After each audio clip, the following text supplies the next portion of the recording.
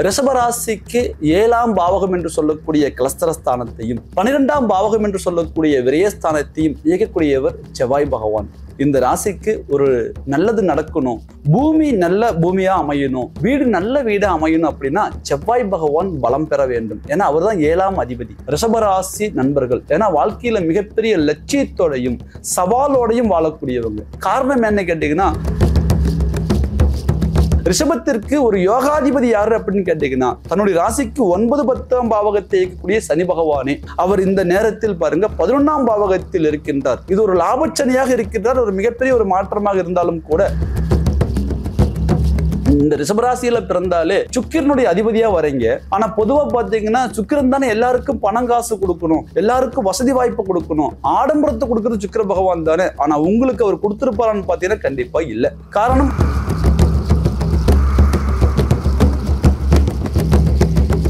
ஃபுல்லான் பக்தி நேயர்கள் அனைவருக்கும் பாரம்பரிய ஜோதிடர் கோவை குருமூர்த்தியின் இனிய வணக்கம். ரிஷபராசி நண்பர்களே, ஜோதிடம் சார்ந்த பல சித்தாந்தங்களை தொடர்ந்து பதிவிட்டு வருகின்றோம். அந்த அடிப்படையில் ரிஷபராசிக்கு 7ஆம் பாவகம் என்று சொல்லக்கூடிய கலஸ்தரஸ்தானத்தையும் 12ஆம் பாவகம் என்று சொல்லக்கூடிய விரயஸ்தானத்தையும் இயக்கக்கூடியவர் செவ்வாய் பகவான். இந்த ராசிக்கு ஒரு நல்லது நடக்கணும், திருமாங்கல்யம் சிறப்பாக நடக்கணும், குடும்ப வாழ்க்கை நல்ல முறையில் வரணும், பூமி நல்ல பூமியா அமையணும், வீடு நல்ல வீடா அமையணும் அப்படின்னா செவ்வாய் பகவான் பலம் பெற வேண்டும். ஏன்னா அவர் தான் 7ஆம் அதிபதி. அப்போ இந்த 7ஆம் அதிபதியை குரு பகவான் பார்த்தால் மிகப்பெரிய ஒரு பலம். அதனுடைய யோகம் குருமங்கள யோகம்.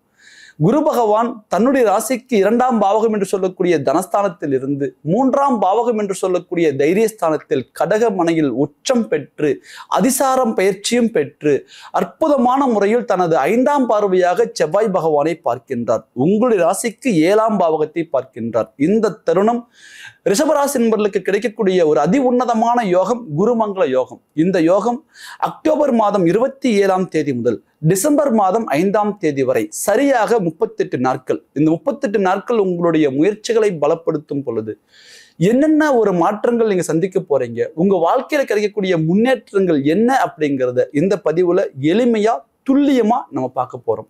ரிஷபராசி நண்பர்களே, எதை இழந்தாலும் தைரியத்தை இழக்கக்கூடாது, தன்னம்பிக்கை இழக்கக்கூடாது. நம்ம வாழ்க்கையில ஏதாவது ஒரு வகையில நம்ம சாதிக்கணும், ஜெயிச்சு மேல வரணும், எதிரிக்கு முன்னாடி வாழ்ந்து காமிக்கணும். யாரெல்லாம் நம்மளை அவமானப்படுத்தினாங்களோ, யாரெல்லாம் நம்மளை காயப்படுத்தினாங்களோ அவங்க முன்னாடி நம்ம எதையாவது ஒன்று சாதிச்சு காமிச்சிடணும்னு நினைக்கக்கூடியவங்க தான் ரிஷபராசி நண்பர்கள். ஏன்னா வாழ்க்கையில மிகப்பெரிய லட்சியத்தோடையும் சவாலோடையும் வாழக்கூடியவங்க. காரணம் என்ன கேட்டீங்கன்னா, உங்க ராசிக்கு அதிபதியாக வரக்கூடிய சுக்கிர பகவானே ராசிக்கு 6ஆம் அதிபதியாகவும் வருவார். அப்ப பாருங்க, உங்க வாழ்க்கையில எதை தொட்டாலும் ஒரு போராட்டத்தை தாண்டி தான் நீங்க ஜெயிச்சிருப்பீங்க, ஒரு ஏமாற்றத்தை தாண்டி தான் நீங்க வந்திருப்பீங்க, ஒரு துரோகத்தை கண்டிப்பா நீங்க சந்திச்சிருப்பீங்க. நிறைய பேருடைய ஒரு வாழ்க்கையில கடன், பகை, நோய், எதிரிகள் இவர்களால பாதிக்கப்பட்டிருப்பீங்க. ரிஷபத்துல பிறந்த ஆண்களாக இருந்தாலும் சரி, பெண்களாக இருந்தாலும் சரி, இந்த இக்கட்டான சூழ்நிலையை தாண்டி தான் இன்னைக்கு நீங்க உங்க வாழ்க்கையில நீங்க மேல வந்திருப்பீங்க. ஆனால் இவ்வளவு போராட்டம் இருந்தாலும் கூட இன்னுமே போராட்டம் தீரல, எங்க வாழ்க்கையில ஒரு நல்ல ஒரு மாற்றம் கிடைக்கல அப்படிங்கக்கூடிய ஒரு ஏக்கம் பல பேருடைய வாழ்க்கையில உண்டு. ஸோ இந்த ஏக்கத்துக்கெல்லாம் ஒரு மாற்றம் கிடைக்குமா, நம்ம வாழ்க்கையில சாதிக்கிறதுக்கு நமக்கு ஏதாவது ஒரு வாய்ப்பு கிடைக்குமான்னு நினைக்கக்கூடிய ஒவ்வொரு ரிஷபராசி நண்பர்களுக்கும் இந்த தருணம் ஒரு மிக அற்புதமான ஒரு தருணமாக வரப்போகின்றது. இந்த குருமங்கள யோகம் தனது ராசிக்கு 7ஆம் பாவகாதிபதியாகிய செவ்வாய் பகவானை பார்க்கின்றார். ரிஷபராசி நண்பர்களே, ஒரு மிகப்பெரிய ஒரு மாற்றம் முதல் முறையாக உங்களுடைய தொழில் ரீதியா கிடைக்க போகின்றது. ரிஷபத்திற்கு ஒரு யோகாதிபதி யாரு அப்படின்னு கேட்டீங்கன்னா, தன்னுடைய ராசிக்கு 9, 10ஆம் பாவகத்தை இயக்கக்கூடிய சனி பகவானே. அவர் இந்த நேரத்தில் பாருங்க 11ஆம் பாவகத்தில் இருக்கின்றார். இது ஒரு லாபச்சனியாக இருக்கின்றார். ஒரு மிகப்பெரிய ஒரு மாற்றமாக இருந்தாலும் கூட வக்ரகதியில் இருக்கின்றார். இப்ப பாருங்க, உங்க கைக்கு பணம் வரும், ஆனா மீதி ஆகாது. தொழில் இருக்கும், ஆனா அந்த தொழில தடங்களும் இருக்கும். ஸோ நீங்க நிறைய வாழ்க்கையில முன்னேற்றம் நினைச்சிருப்பீங்க, ஆனா முன்னேற்றம் இருக்காது. நிறைய பேருக்கு பாருங்க கல்வி தகுதி இருக்கும், அந்த தகுதிக்கு தகுந்த உத்தியோகத்துல போய் அமர்ந்திருக்க மாட்டீங்க. திருமண முயற்சிகள் தொடர்ந்து நீங்க எடுத்திருப்பீங்க, ஆனா தோல்வியில தான் போய் முடிஞ்சிருக்கும். ஸோ குடும்பம் இருக்குதுங்க, திருமணம் முடிஞ்சது, கணவன் மனைவி வாழ்ந்துட்டு இருக்கிறோம், ஆனா ஏண்டா வாழ்றங்க ஒரு விரக்தியில் இருக்கிறோம். இப்படி பலவிதமான போராட்டங்களை தாண்டிதான் நீங்க வந்திருப்பீங்க. சோ அந்த ஒரு அடிப்படையில உங்களுடைய ராசிக்கு 9, 10ஆம் பாவகாதிபதி என்று சொல்லக்கூடிய சனி பகவானை 11ஆம் பாவகத்தில் இருப்பதை குரு பகவான் பார்க்கின்றார். இது ஒரு அற்புதமான ஒரு நிலை. உங்களுடைய தொழில் முறையில் மிகப்பெரிய ஒரு வளர்ச்சி அடைய போறீங்க. பொருளாதார ரீதியா உங்களுக்கு ஒரு மிகப்பெரிய ஒரு மாற்றம் கிடைக்க போகின்றது. பண வரவு வரும். இந்த ரிஷபராசியில பிறந்தாலே சுக்கிரனுடைய அதிபதியா வரீங்க.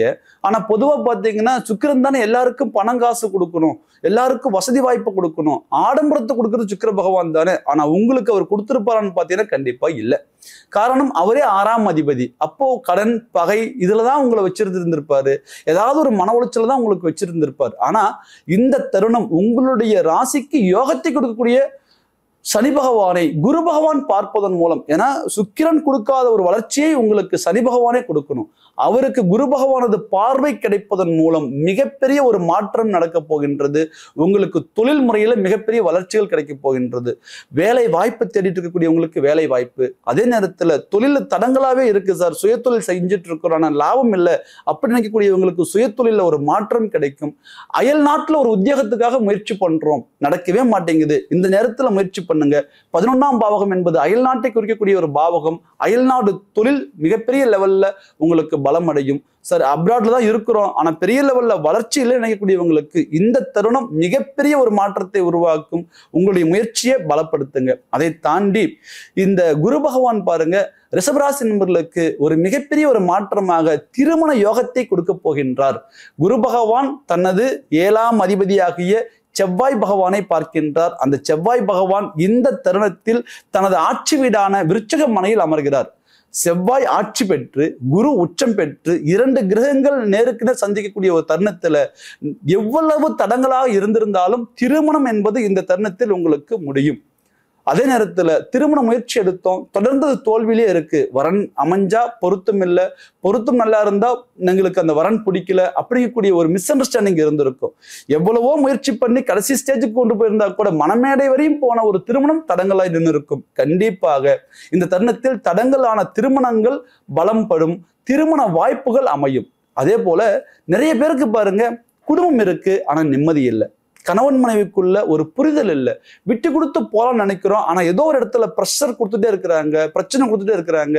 இந்த வாழ்க்கையே வேண்டாம் சார், எனக்கு வீட்டுக்கு போறதுக்கு கூட விருப்பம் இல்லை, ஏதோ ஒரு இடத்துல போய் அமைதியா உட்காந்துடலாமான்னு நினைக்கிறேன். இந்த மன உளைச்சல் நிறைய ரிஷபராசி நண்பர்களுக்கு உண்டு. ஆக இந்த தருணத்தில் 7ஆம் பாவகாதிபதி என்று சொல்லக்கூடிய செவ்வாய் பகவான் ஆட்சி பீடத்தில் அமர்ந்து குரு பகவானது பார்வை பெறுவதன் மூலம் மிகப்பெரிய குடும்ப ரீதியான சிக்கல்கள் விலகும். அதை தாண்டி வழக்குகள், குடும்ப ரீதியா கணவன் மனைவிக்குள்ள விவாகரத்து கேஸ் வரையுமே போனவங்களுக்கு அந்த மன ஒற்றுமை அப்படிங்கிறது பிறக்கும். இந்த வழக்குகள் சாதகமாக முடியும். அதை தாண்டி மிகப்பெரிய ஒரு மாற்றமாக 11ஆம் பாவகத்தை குரு பகவான் பார்ப்பதன் மூலம் உங்களுடைய வாழ்க்கையில உயர் பதவிகள் கிடைக்கக்கூடிய ஒரு வாய்ப்புகள் உண்டு.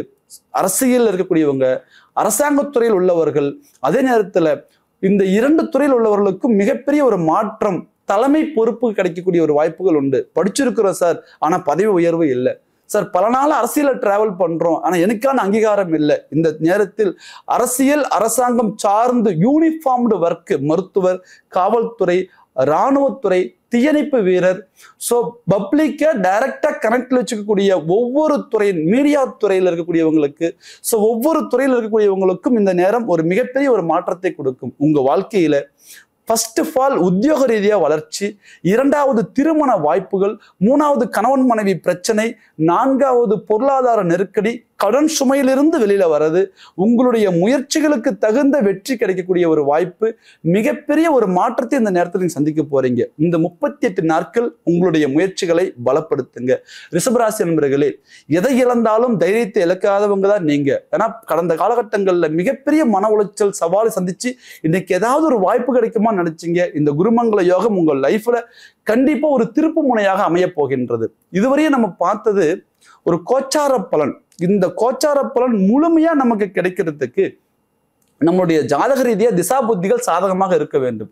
திசா புத்திகள் பாதகமாக இருந்து விட்டால் எவ்வளவுதான் கோச்சார பலன்கள் நமக்கு நல்ல ஒரு யோகத்தை கொடுத்தாலும் கூட ஒரு சில தடங்கல்களும் தடுமாற்றங்களும் இதுல இருந்துரும். ஆக இந்த தருணம் நம்ம வாழ்க்கையில நிறைய மாற்றங்கள் நமக்கு கிடைக்க போகுது அப்படிங்கிற ஒரு சுச்சுவேஷன் அமைறதுனால உங்களுடைய ஜாதகத்தை சீர்தூக்கி பார்த்து கொள்ளுங்கள். துல்லியமா என்னுடைய ஜாதகத்தை நான் பார்த்துக்கணுங்க, எனக்கு எதுதான் எப்போதான் நடக்கும், அது எப்படிதான் நடக்கும் நான் தெரிஞ்சுக்கணும் அப்படி நினைக்கக்கூடியவங்க ஸ்க்ரீன்ல தெரியுற நம்பருக்கு கால் பண்ணுங்க. உங்களுடைய ஜாதகத்தை வாட்ஸ்அப் மூலமா அனுப்புங்க.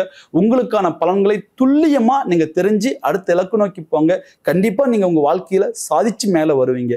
ரிஷபராசி நண்பர்களே, மற்றும் ஒரு அழகான தருணத்தில் அற்புதமான பதிவில் உங்களை சந்திக்கும் வரை உங்களிடமிருந்து விடைபெறுவது பாரம்பரிய ஜோதிடர் கோவை குருமூர்த்தி. நன்றி, வணக்கம்.